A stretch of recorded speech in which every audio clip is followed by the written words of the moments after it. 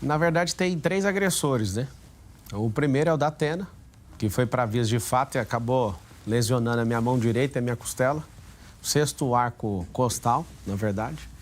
O segundo agressor é o Duda Lima, que é marqueteiro do Ricardo Nunes. Tem o vídeo, postei no Instagram, Pablo Marcal por SP, você pode ir lá e assistir agora. Ele toma e bate a mão nos peitos do meu assessor. O meu assessor, no artigo 25, né, ele, na legítima defesa, acabou partindo para cima. Inclusive, já deixo claro que fica condicionado, eu vou fazer a desconexão dele caso o Datena saia da campanha por agressão física e o Duda Lima também, que ele começou essa palhaçada inteira. Sobre a expulsão no debate, por falar a verdade, fui expulso, que eu falei que é uma promessa de campanha que eu vou prender o prefeito Ricardo Nunes, ele e mais 100, né, que estão envolvidos em tirar as merendas dos nossos filhos da escola pública.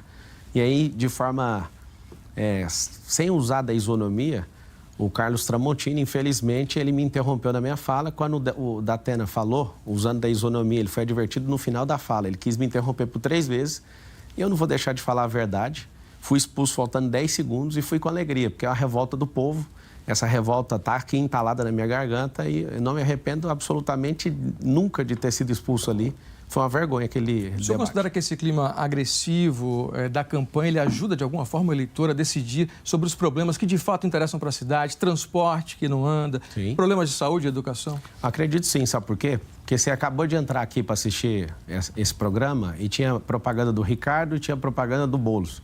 Eles estão gastando mais de 100 milhões de reais de dinheiro público e eu estou num julgo desigual, numa eleição onde eu não tenho nem R$1 de dinheiro público, não tem coligação política com ninguém, não estou devendo a prefeitura para ninguém. Eles usaram o rádio, vocês ouviram no rádio e na televisão, eles me vinculando com o PCC, mas quem é tchutchuca do PCC é o Ricardo Nunes, comprovadamente com o inquérito está aberto pela Polícia Federal.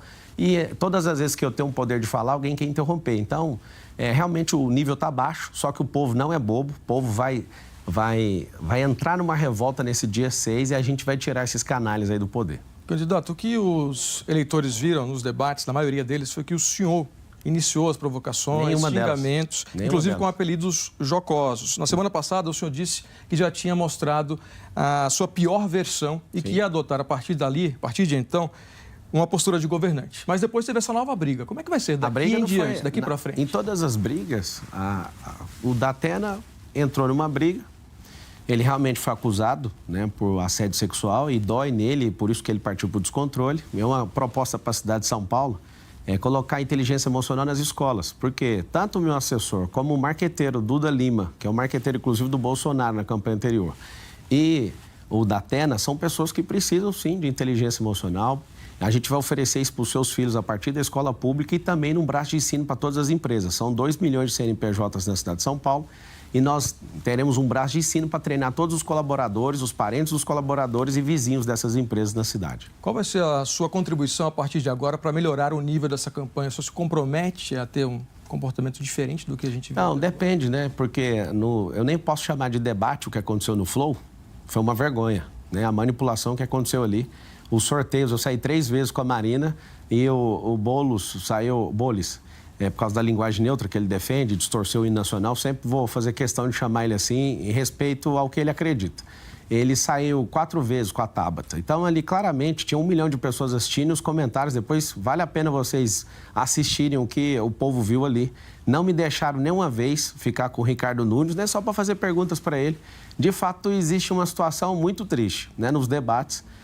O Ricardo, que patrocina grande parte da imprensa com 648 milhões de reais do nosso dinheiro da Prefeitura de São Paulo, que inclusive a Rede Globo é uma das que mais recebe, não desrespeitando, mas é um fato aberto. Não tem nenhum problema com a Rede Globo de televisão, mas para vocês saberem que a grande parte da mídia é controlada pelo nosso dinheiro para mudar a nossa opinião e eu sou essa pessoa que está remando sozinho e nós vamos vencer essa eleição no primeiro turno. Você vai votar no 28 aí, no dia 6, o número da revolta popular. Candidato, o senhor critica o Bolsa Família, diz que ele mantém as pessoas na pobreza e o senhor propõe uma jornada da prosperidade, entre aspas, segundo o seu plano de governo, motivando a pessoa a deixar a situação de pobreza para trás. O senhor vai rever os programas de transferência de renda da Prefeitura de São Paulo, que são parecidos, muito parecidos com o Bolsa Família? Na verdade, eu não critico, não. Ele já é falido e as pessoas, no governo anterior do Bolsonaro, você podia ter uma renda alternativa. O Lula assumiu, ele tirou a renda alternativa para você ficar nesse Bolsa Miséria. É miséria porque você sabe que não dá para comprar nada, você não vai prosperar com isso. Será que você vai deixar só isso de herança para os seus filhos? Eu quero propor o seguinte, mudança de mentalidade. Se você mudar a sua mentalidade, não tem como ninguém te segurar. Você não precisa de uma babá. O Estado não é sua babá. Nós não precisamos de tutor para um povo. Nós precisamos de emancipar esse povo e eu quero que você conte comigo para isso. Agora, 1º de janeiro, na prática, o senhor vai acabar com renda mínima, que é um programa de transferência de renda da Prefeitura de São Paulo, ou o senhor vai manter? Nunca. As pessoas têm que ter porta de saída, elas sabem. Eu pergunto para as pessoas que fazem parte disso, hoje, só para você ter uma noção, as pessoas precisam de saber que tem um governante à frente da Prefeitura de São Paulo querendo ver a sua prosperidade. Ninguém vai acabar com nada. Nós iremos fazer você ser promovido. Então, todo programa social tem que ter porta de entrada e porta de saída. Porque você quer ter seu carro melhor, você quer fazer uma viagem melhor, você quer comer melhor, você quer vestir melhor. E para isso, você vai ter que mudar sua mentalidade e nós vamos te apoiar. Então, você vai manter o renda mínima, mesmo criticando o Bolsa Família? Qual é a diferença? Não é criticando, não. É falando a verdade. Isso não é crítica. Mas qual a diferença entre os dois programas se você vai manter o programa? O programa é muito simples. Você que precisa, fique em paz, você vai ter. Às vezes a pessoa não vai querer mudar a mentalidade, então ela vai ficar ali e vai receber isso. Isso não é um problema nenhum para a Prefeitura de São Paulo. Ano que vem a gente vai ter um recorde de arrecadação, né, de orçamento, na verdade. O PIB é quase 1 trilhão da cidade de São Paulo, mas o orçamento é 120 bilhões. Não vai faltar dinheiro para quem não quiser mudar a mentalidade. Então, o Bolsa Família Municipal, que chama renda mínima, você vai manter? Não vai mudar. Tudo que o povo tem de benefício não vai ser mudado. Isso é um direito adquirido. Eu, jurista, posso falar para você. Eu não fiquei na academia de direito à toa. Nós vamos revisar os contratos, né, da prefeitura, mas tem um princípio chamado pacta sunt servanda, no latim, que significa que os pactos têm que ser cumpridos.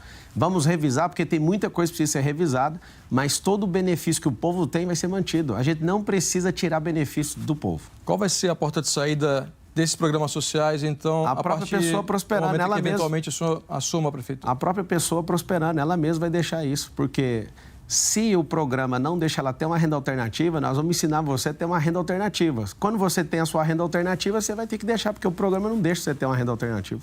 Queria falar agora sobre um problema que é levado em consideração como um dos principais dos moradores de São Paulo, né, segundo as pesquisas, que é a segurança. O senhor já falou que vai investir na GCM, na Guarda Civil Metropolitana, e também na Operação Delegada. A gente sabe que o roubo, muitas vezes, é só a ponta do crime organizado.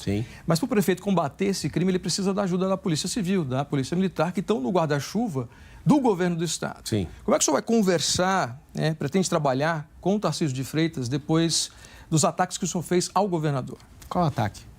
O senhor deu um apelido ao governador recentemente, há poucos dias. No dia 4 de setembro, o senhor disse na sabatina do UOL que o Tarcísio está enterrando a carreira política dele ao defender o atual prefeito. E o senhor disse também que ele é uma criatura feita pela transmissão de votos do ex-presidente Bolsonaro e que terá um problema muito sério em 2026 se continuar a atacá-lo. O senhor criou um apelido para ele recentemente. Sim, isso aí tudo confirmo, falei isso mesmo.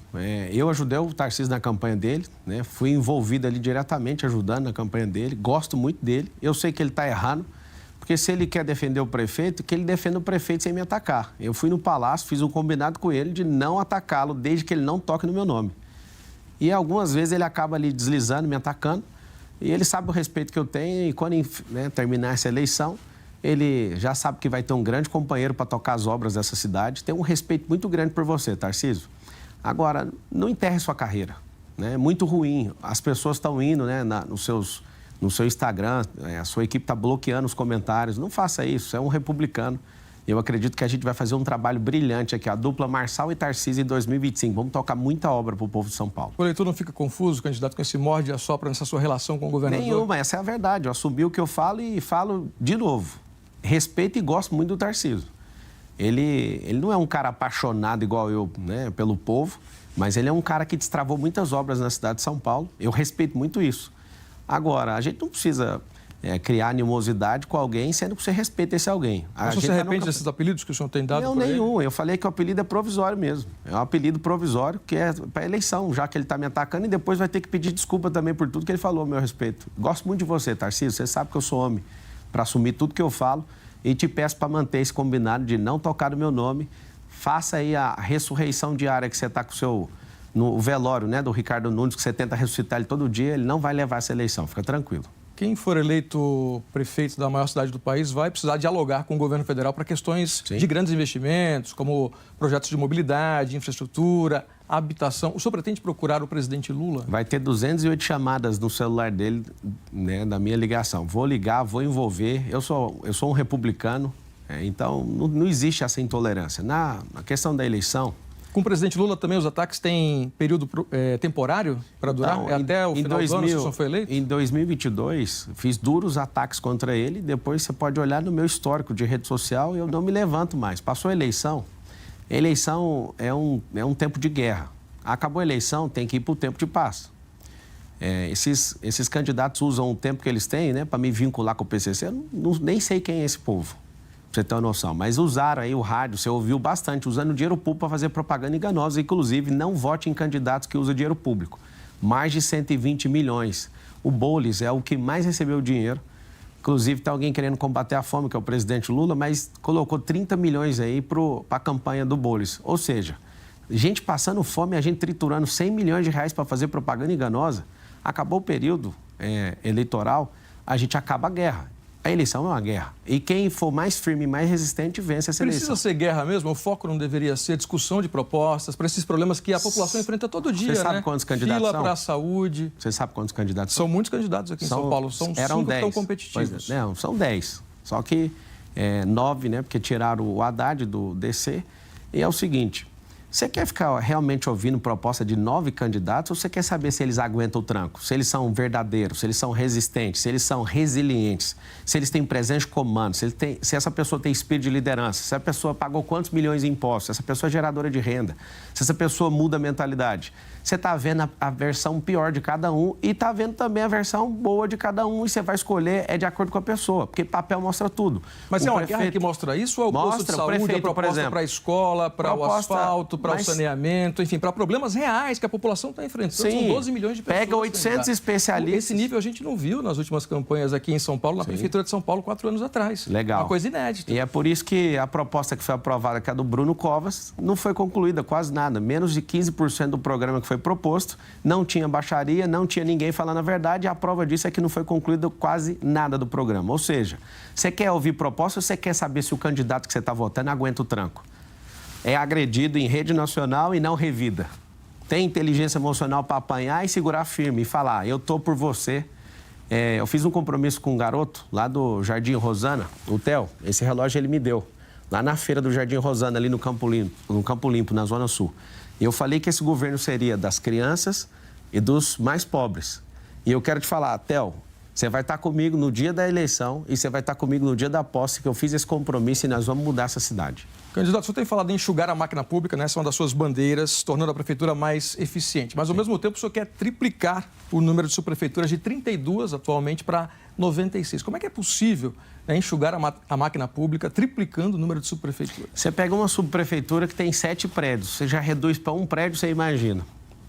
Tem subprefeitura que você tem que tirar um dia seu de trabalho para ficar indo em vários prédios. Vou fazer o cadastro aqui, eu vou para ali. Ou seja, a gente precisa de um. Por que 96? São 472 bairros na cidade de São Paulo, 1000 favelas e tem 96 distritos. Ter uma subprefeitura em cada distrito. Para quê? Para você, nessa capilarização, ter acesso à prefeitura. Todos os marqueteiros que ganham milhões agora na eleição, o que eles estão fazendo? Eles tratam você como patrão só no dia 6. Depois você fica esquecido. Eu quero tratar você como um cliente daqueles que eu sou nos grandes bancos aqui de São Paulo. Eu sou o cliente que todo mundo, eu nem preciso ir no banco, eu só preciso mandar uma mensagem para o gerente. Nós criaremos verdadeiramente o atendimento pelo celular e se você não conseguir ser atendido pelo celular, você vai ter no seu distrito. A economia está em modernizar o Estado, fazer a virtualização desse 156 que de fato não tem serviços lá, você não consegue fazer as coisas lá, mas a gente vai fazer porque essa é uma bandeira minha, na minha vida. Mais do que prédios, na verdade, as prefeituras são tocadas por pessoas. Sim. O senhor pretende contratar mais gente, então, para tocar essas 96 subprefeituras que o senhor pretende administrar? Sim, a questão dinâmica, né? A dinamicidade da gestão pública, em não ter compromisso. Como eu não estou devendo vaga para ninguém, nem emprego para companheiro nenhum, fique tranquilo que nós vamos ter uma subprefeitura otimizada. Então, você vai contratar mais gente ou vai demitir pessoas que já estão lá hoje? Vai realocar pessoas. Se você coloca investimento em tecnologia, as pessoas que já estão hoje aqui, uma segurança para todos vocês, como eu não estou com um time de companheiro aqui, eu não tenho que dar cabide de emprego para ninguém. Vocês vão continuar trabalhando na prefeitura. O que a gente vai fazer é realocar pessoas Realocar prédios, tem prédios hoje que a prefeitura paga aluguel, mas tem 41 mil imóveis na prefeitura de São Paulo, que a gente pode fazer a realocação disso e permuta de imóveis para ter aí no seu distrito. Você pode contar que a prefeitura vai estar aí. Candidato, queria falar sobre enchentes, que é um problema gravíssimo e histórico aqui em São Paulo, né? A gente está no período de seca agora, o problema é outro, queimada, poluição, calor muito grande. Agora, de acordo com a Defesa Civil, são mais de 800 mil pessoas vivendo em áreas de risco, tanto de deslizamento quanto de enchentes aqui na capital. Como é que o senhor planeja resolver essa questão de forma definitiva?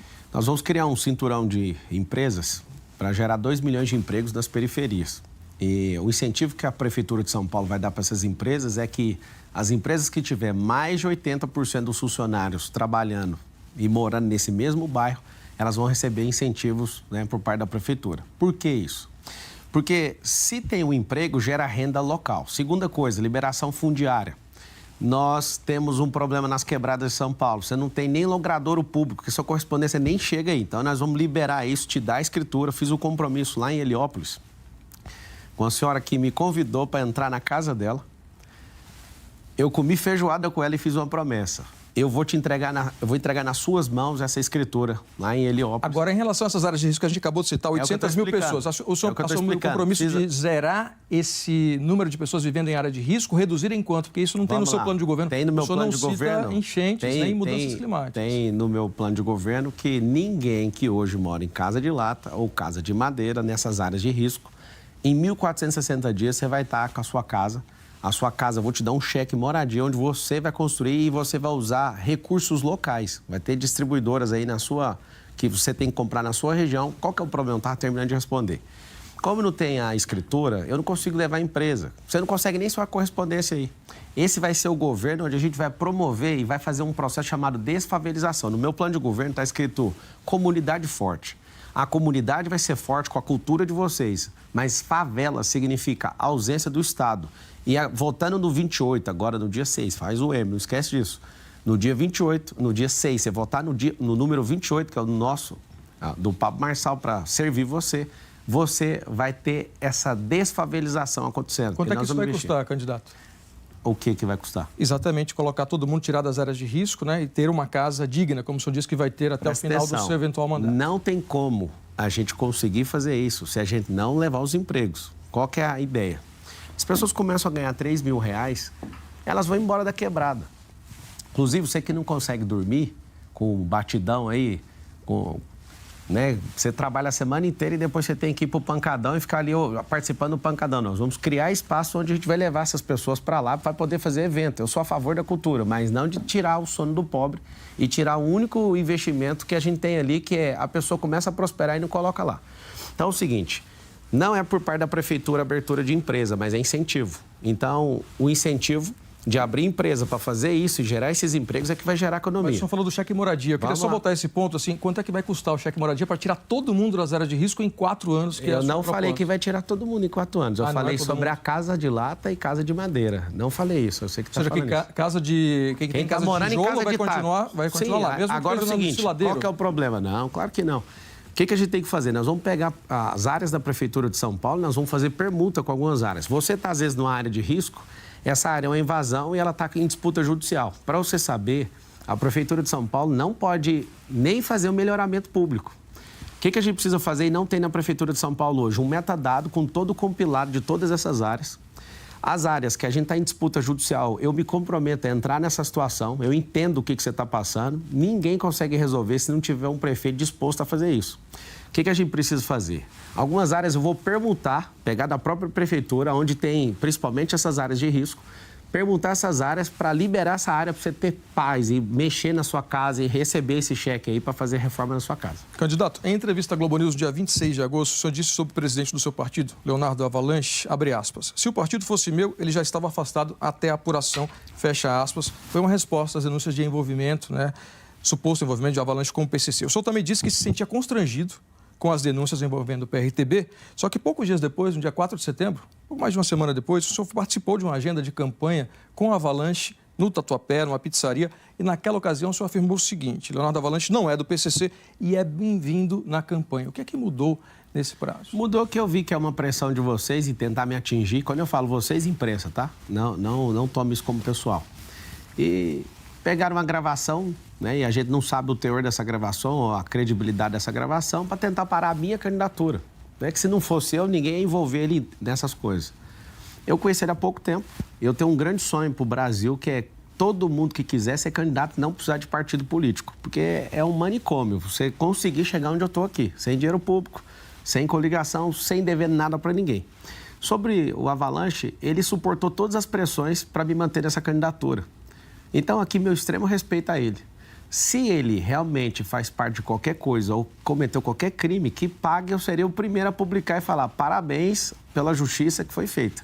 Agora, numa campanha eleitoral que ninguém respeita ninguém e quer destruir todo mundo que está em volta, eu percebi esse jogo, ainda bem que eu percebi esse jogo a tempo. Não faz sentido nenhum criar ilações contra as pessoas no meio de uma campanha eleitoral. Tudo bem, se tiver devendo, que pague. Avalanche, se tiver devendo, que você seja preso. E se não tiver devendo, que os mesmos instrumentos que te acusaram te dê espaço para você se defender. Qual é a sua relação com o Avalanche hoje? Ele pode ocupar um cargo no seu governo, eventualmente? Zero. Inclusive, nem consultei ele. Nem consultei ele sobre os secretários que eu já divulguei. O Sintra, né, que é um dos caras mais poderosos e mais respeitados de São Paulo e do Brasil. Mas por que o senhor não quer o Avalanche ser o presidente do seu partido? É porque eu não estou devendo cargo para ele. O meu combinado com ele foi eu que mando na prefeitura. Não vou dever ela para ninguém, nem para partido. Isso aí já é nítido. Vamos falar sobre outra questão aqui importantíssima, que é saúde. Né? A fila de exames é muito grande. O senhor já disse que consegue zerar essa fila aí de espera por exames na capital em 18 semanas, inclusive com a contratação de serviços em hospitais particulares. É uma meta ambiciosa, mas que a gente já viu. João Dória, quando foi prefeito, governador, implantou o Corujão da Saúde, você não deve se lembrar. Essa fila diminuiu no primeiro momento, mas depois essa fila voltou. Qual seria a solução definitiva que o senhor apresenta para quem espera, né, dias e meses por um exame, por uma consulta e por uma cirurgia, por exemplo, aqui em São Paulo? Eu coloquei 18 semanas, mas já fizeram em 90 dias. E, de fato, voltou porque a política pública foi adotada e não teve continuidade. Inclusive, eu já anunciei, fui o primeiro aí dos candidatos, sabendo da viabilidade, né? E, de fato, a gente vai assumir a prefeitura de São Paulo. Você vai votar no 28 para isso acontecer. Hoje tem 447 mil pessoas na fila de exame. 192 mil pessoas na fila de cirurgia. O que vai acontecer? Eu anunciei ontem o secretário de Saúde, que passou no processo seletivo e, né, caso